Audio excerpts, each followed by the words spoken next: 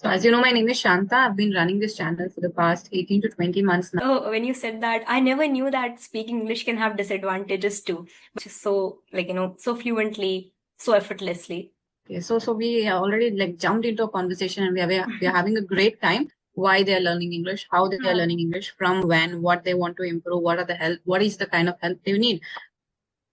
Good morning. It's finally good to see you. How are you doing? I'm doing well, I would say. Yeah, very good morning. And of course, the feeling is mutual. I feel so good to see you. So how How's was your your day? day? Oh, my day, I would say, has just started. And I was just making myself breakfast and I was about to, start doing my household chores and everything. But yes, I will be doing everything after this session. Yes. So today my day is quite busy because we have a festival today. I'm not sure whether you're aware of that. It's Okay. called as Nag Panchami. Yes, yes, of course. We also celebrate Nag Okay. Panchami. And we have, Okay. Okay. certain, traditions and rituals and customs Yes. related to it that we do not use knife today. We do not, Oh. yes, we often follow such things in North India here. So we don't use knife today. Well, I'm not a pro at it because I think this is the first time where we are celebrating festivals under my leadership. Because Oh, all and this while it was my mother-in-law or my mother who used to okay. handle all these festivities. The first time I'm shifted to a nuclear family and I'm facing the heat of carrying on the festivities and I do not know the exact traditions. I'm somehow trying to manage the basics of it. That's it. So just Okay. offering milk to the snake god, doing basic worship, puja, that's it. And, advising my kids with whatever little knowledge I have. So that's what has been going on since morning. And it was a surprise holiday today, wasn't Oh. expected. So my kids are at home. So quite a busy morning for me today. Oh, wonderful. But you had done a lot of things, I would say, already.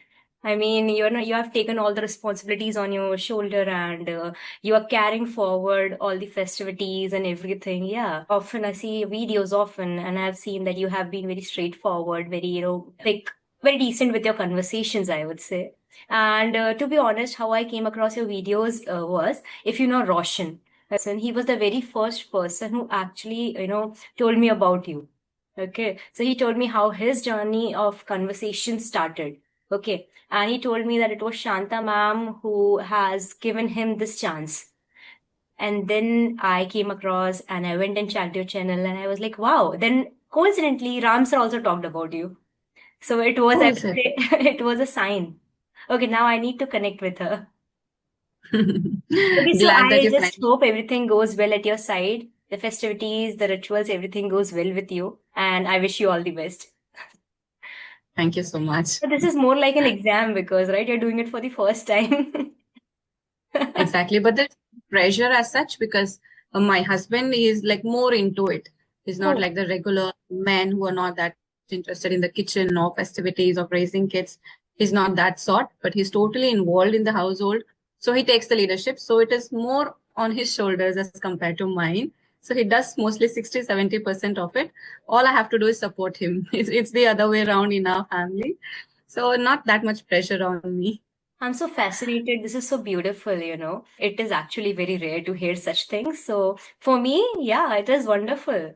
Hearing such thing from a woman, oh my God, this is so rare and so beautiful. We often don't, listen to women telling that men or, their fathers or maybe their husbands or even their, younger boys or children are helping them with their household chores or even doing anything in the kitchen. So this is such a, righteous thing, right? And definitely, even I feel blessed sometimes, and I even get scared to speak of such things because I believe in evil eye or whatever. So, but still, I feel it really. Yeah, it is rare because I see people around me. I'm from a small town, so it is rare here that men are so much involved. Maybe it happens in metros or progressive society, but not in such small towns. But still, yeah, I'm really, truly happy and blessed that you have such a life partner with whom you can rely on totally. This is I would say life's greatest blessing when you have a life partner who is with you, who stands with you and is accompanying you in everything, not just everywhere, but in everything. And yes, it is not just about progressive societies. I have seen, people in progressive society or metro cities, not being able to do the same. So it is all about individual. Okay, how the individual has been raised. It is all about that, I would say. If somebody Hmm. has to do it, he is from a village or small. I am from a small town. Okay, so I know.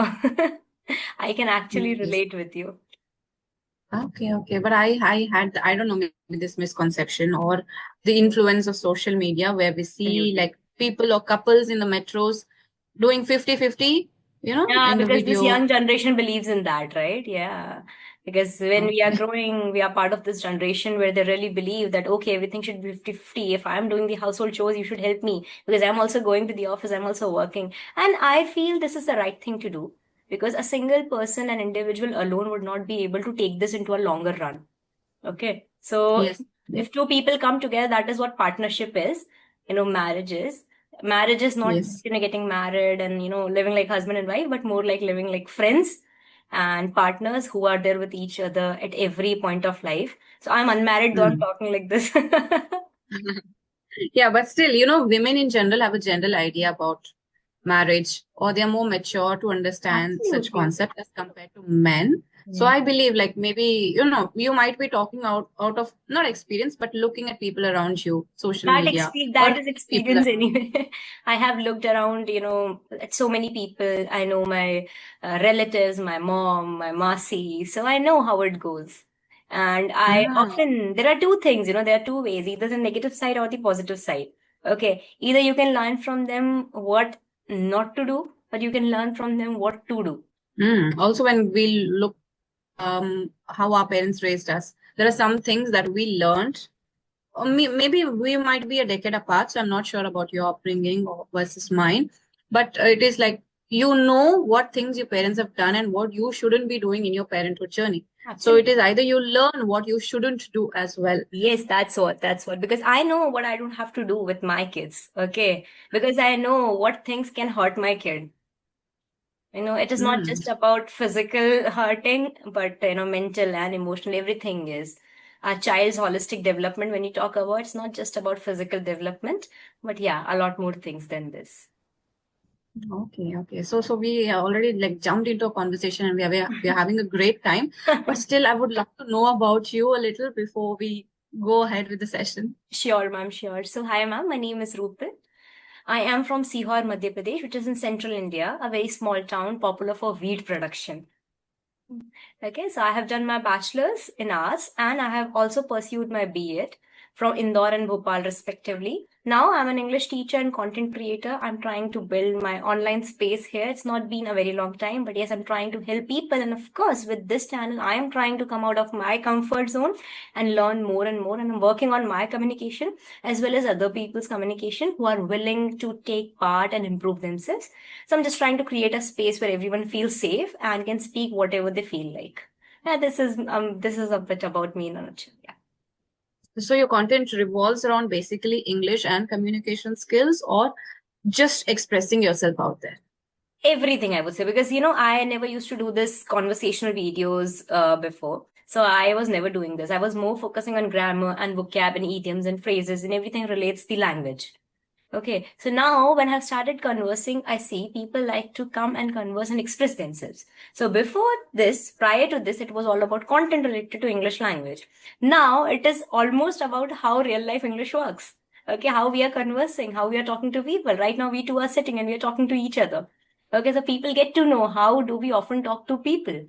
So I feel conversational videos because one of the great things because I feel when you see someone or listen to someone talking, you often try to see through how they are talking and how they are conversing and what words, what phrases, what sentences, and what things and what style we can inculcate. Okay, so they have been learning from everybody's journey. But I am not going to stay on just conversational videos. I will surely making content around English as well because that was that was my niche, to be honest. Definitely, yes. Because when you start the journey, how much are you going to talk about English? You cannot ask everybody why they're learning English, how they are learning English, from when, what they want to improve, what is the kind of help they need. Because sometimes you also come across people who are fluent, like you, who are good speakers. And in that situation, it is no longer only about learning English, it's about expressing yourselves. And I somehow believe that if a person is fluent, they are able to express their opinions more properly because in Mm. native language maybe they are expressing, but that is not, we are not talking in the native language in the video. We are talking in English, right? So if they're fluent speakers, they're able to express well. And it is a different kind of joy connecting to fluent speakers, because then you get the opportunity to talk your heart out, express it properly and speak. You don't specifically need a topic. The session keeps going on. It is not like question and answers. So I love such sessions. I Yeah. love such sessions. Yeah. Happens. Yeah, I know, because whenever I talk to people, but I really feel that whenever somebody texts me or mails me for a session, I allow Mm. everybody to become a part of my sessions, because I don't want someone to be at a place where I was. Okay, because I never got the Yes. right guidance to learn, or maybe someone whom I can talk to. But if they are, if they think that you are the right person they can talk to, then they should get this opportunity. And sometimes I come across like really fluent speakers like you, Ram sir, and Niyati and Sunita ma'am, a lot of them. Okay, and I know it is you know, you're putting your heart out and you're expressing everything you want. So I often discuss topics. Okay, in my conversation, it is not about where did you learn English, how did you learn English. Okay, in some conversations, when you're doing it for the very first time and we don't know each other, we often do talk about this. But yeah, most of the times I'm Mm. discussing topics. Okay, some controversial topics, some sentimental topics, some learning topics. Like I remember one of the topics was why men don't cry. Okay, it was very close to my heart. I had a conversation with one of my co-learners. He's also a YouTuber, and I see and I feel so delighted right now that that video has done well and people were able to connect with that video. Now I got mails regarding that video, so that was such a happy moment for me as well. So, ma'am, I would like your introduction as well. I'm meeting you for the first time. So, kindly please. Yeah, sure. So as you know, my name is Shanta. I've been running this channel for the past 18 to 20 months now. The basic idea was to have conversations. That's it. Just indulge, talk to people. So that was the motive behind starting this channel. Because somehow being a homemaker, sometimes you just don't get to interact with a lot of people in real life. So I thought, rather than just being lonely, connect with people. And this is something that I found really fun and interesting to do. So that is how I started my channel. Prior to that, I was working as a trainer on one of the spoken English platforms. I did not like the concept, actually, working for somebody else and just being fake. I didn't want that. I didn't want any supervision in my sessions. Like, why did you do this? This was not what you're supposed to speak or talk. It's about your teaching here. So I didn't want that concept around me. I wanted to speak to people. So that is how I started my YouTube channel. It's going well and is also regarding learning English. I also post solo content on idioms or how to learn English or some challenges, improve vocabulary, etc. So I am from Karnataka, born and raised in the state itself. My qualification, I'm a software engineer. I worked as an in the IT department long ago, maybe more than a decade it's been. So later I was busy with my family, raising my kids. So finally they're at school. So I started working as a trainer, then started my YouTube channel. Luckily it worked well for me and it is going well. And that's it. If you want to know about my hobbies, I love watching movies, big time movie buff. And I love when music is playing around me. No matter what I'm doing, I want music with me. So you can just call me like an addict to there's something has to be there going on beside not just me. So yeah, that's and I also believe that I've learned it the hard way that yes, kids are a very important part of your life, but don't make them your life because you have to be prepared for their future. They're not going to live with you forever, like what used to happen in the olden times. And I don't expect that as well. They wish their own freedom, so that's totally okay. It's just you have to prepare yourself no matter what happens. You have to have a life of your own. So I'm just trying to do that, but it's extremely difficult because even for one day, if kids are away, I feel, oh God, this house is kind of, I'm living in a cave. I don't have anybody. That feeling comes. But still, I try to convince myself they're going to grow older, they're going to go away. So it's your life. You have to learn, like you have to put in strategies where you can have to be happy with yourself. Find your own space, find your own community or something where you can survive. Because I see my parents, they are still addicted.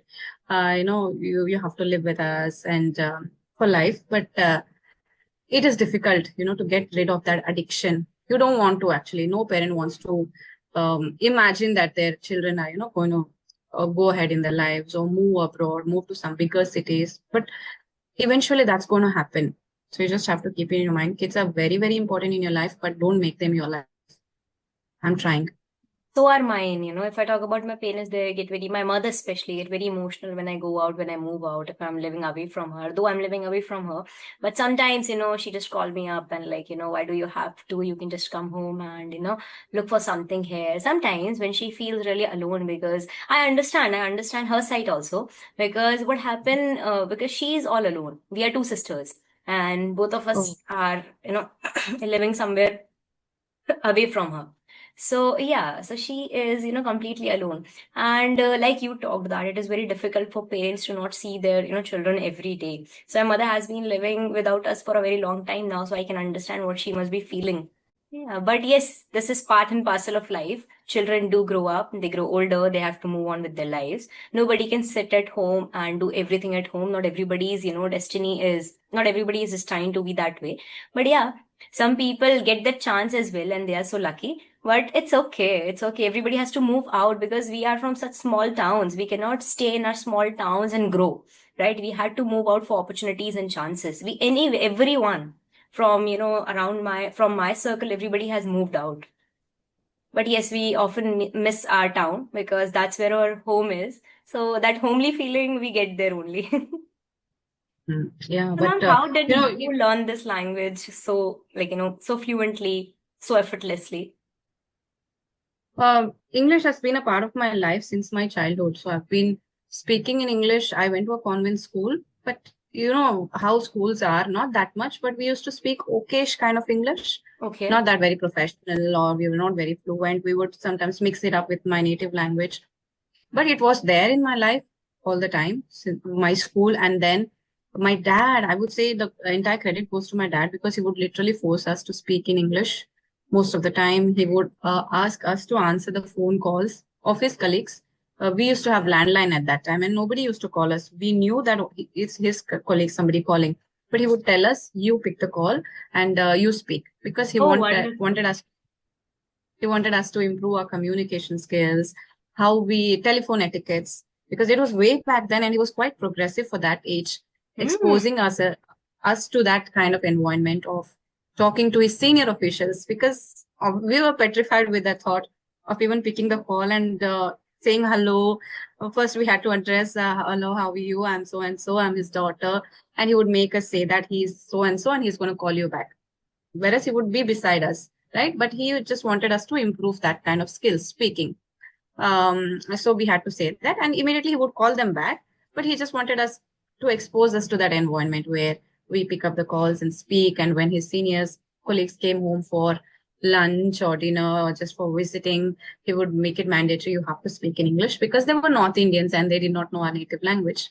So that is where the push started, like do better, speak better, because we didn't have resources, speaking practice, listening practice, nothing. We just had reading practice, that too academically. Scarcity of resources, small town.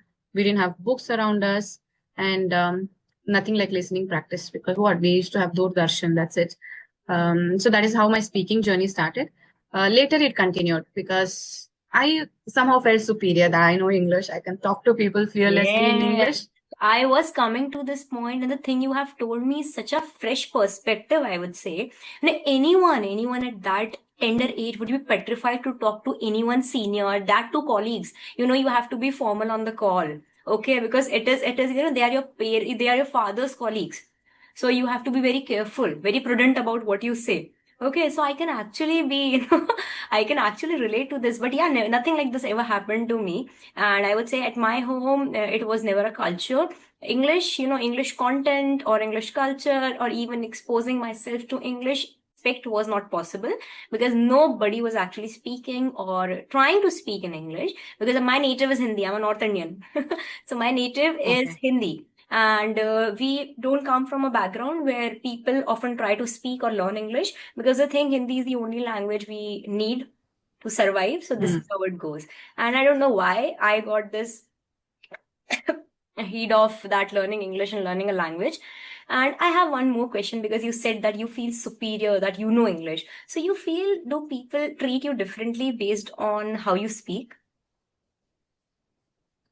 Um, I don't think so because I was childish when I felt I'm superior because I know English. Because that Okay. at that age maybe I felt that. I don't feel that any longer because I know that maturity. It comes with maturity. As you grow, you realize that it's just a language, and I don't want people to treat me like this just because I know English.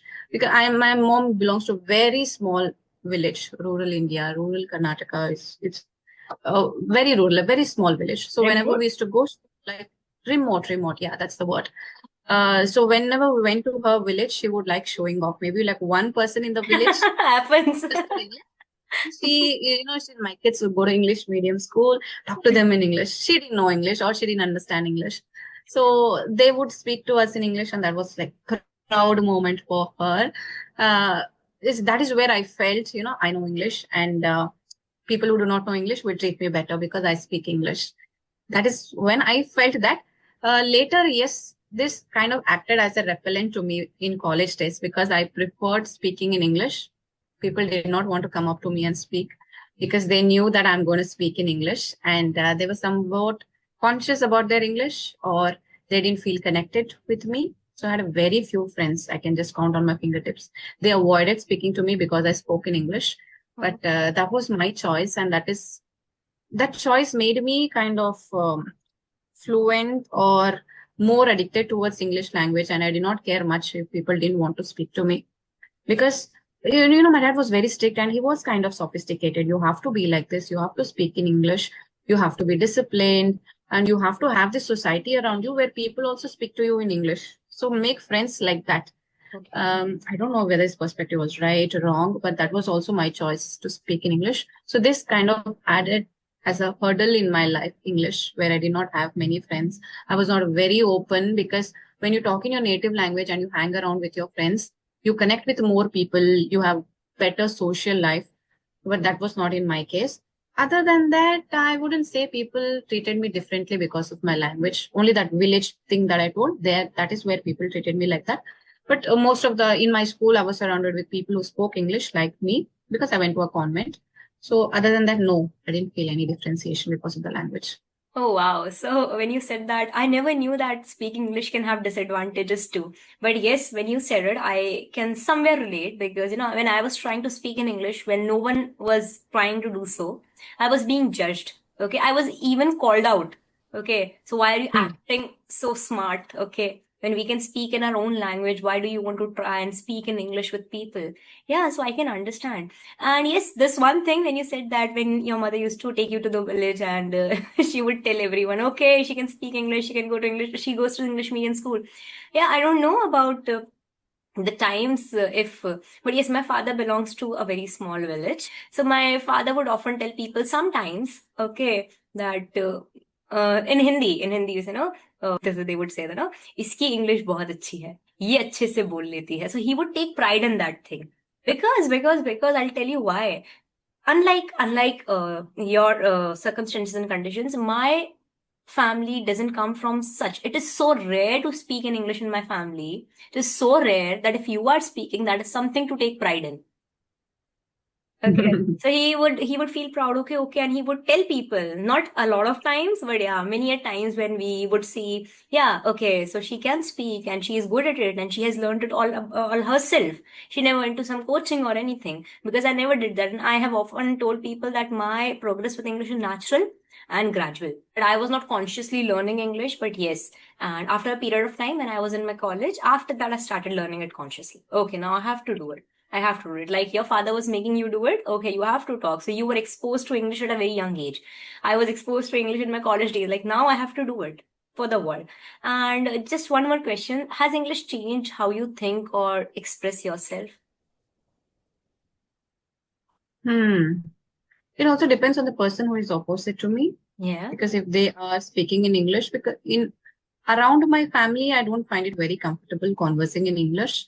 Only my dad is the person who used to speak to us a lot in English, but siblings, yes, siblings also, it became a habit gradually. So I think kind of it acts as a barrier in expressing yourself unless you are Hmm. native speakers of English. Hmm. Maybe it happens in native household where everybody is speaking English and they can express openly or freely or effectively. But I am married into a household where English is not that prominent. So we speak in Kannada here. And I think you are able to express yourself better in your native language as Yes, compared to English. yes. Because somehow when I'm raising my kids, I have it in my mind that I'm not going to speak to them in English. This is not going to be the first language that I'm going to converse in. It has to be Kannada. That's my mother tongue. Because somewhere I missed that phase where I could express myself freely to my parents because of the language. I feel you can be more fluent in your native language. You can express better. The thing of giving respect to a person that comes in your native language. And in English, it is always like he, she, they. That's it. But in your native language, like that kind of thing, that doesn't come in English, right? You're respecting you. When you talk about your dad, also you're saying he is coming, he is going. That doesn't happen in native language. You kind of speak with them like respect, right? So Yeah. that angle of pressing and feeling wholesome, I don't feel that with English. But for my profession, it is working well where you don't have like that kind of heart to heart connect with people. It is just talking. So this is one thing. One point I want to add to the previous thing that you told that English is going to have disadvantages. I did not know that it is a disadvantage unless our soft skills training happened in my final year, where we were advised to write one thing about a person. So when it came about me, people put things like she's very arrogant. She thinks that she's a celebrity. She thinks that she's Aishwarya Rai because of the language. That is when I realized that what people think about me because of the language. I was kind of okay, they're comparing me to a celebrity. That's nice and fine. I did not take it like in a wrong, but that is when it hit me hard because of language. People were being away from me or did not make friends with me, or they think that I am arrogant just because I carry myself well, just because I speak English well. Yeah. Yeah, I mean, yes. And when you talked about, talking in your native language, I feel when you talk about emotionally balancing things, you use mostly your native language. And I really feel if I have to express myself emotionally, I would always go for Hindi. Okay, the way I can emotionally describe myself and can connect with someone heart to heart would be in Hindi always. Okay, I cannot just connect myself emotionally with someone in English. Okay, if I have to go and sit for a deep conversation. I would never start talk. I will never even feel like talking in English. I will often talk to that people in Hindi. But yeah, ever since I started speaking in English more fluently, I feel like a different person. I feel like I'm not pretending. I just feel I'm more confident. Okay. Yes. And it's not about showing off. It's not at all about showing off. And people start taking you more seriously. This is what I have felt.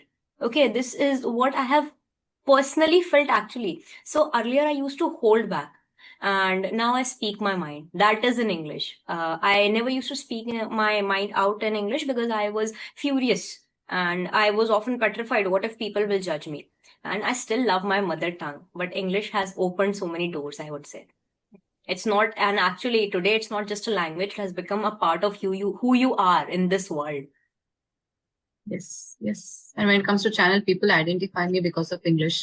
So Yeah. I'm grateful for my dad because subconsciously, unknowingly, he prepared me for something to fall back on, be it professionally, personally. So English gave me a second chance in my career. So I'm ever grateful to this language. Yeah, I would be always be grateful to this language because this language has given me this opportunity to, just start a channel and come out of my comfort zone and learn more and more things and connect to people like you. So I would always be grateful to this language, yeah. But mother tongue can never take a back seat. They're going all together, okay? We are balancing them both. We should. Yeah. It was so nice talking to you. Even though we Yeah. have nothing in our minds what to talk, what not to talk, but as soon as we started talking, things just, happened, in a flow. It was, That's the beauty of good speakers. Conversation goes in a flow. You're a very good speaker. It was very hearty talking to you. thank you so much. So So really are you, nice. man. And So are you. Feeling is mutual.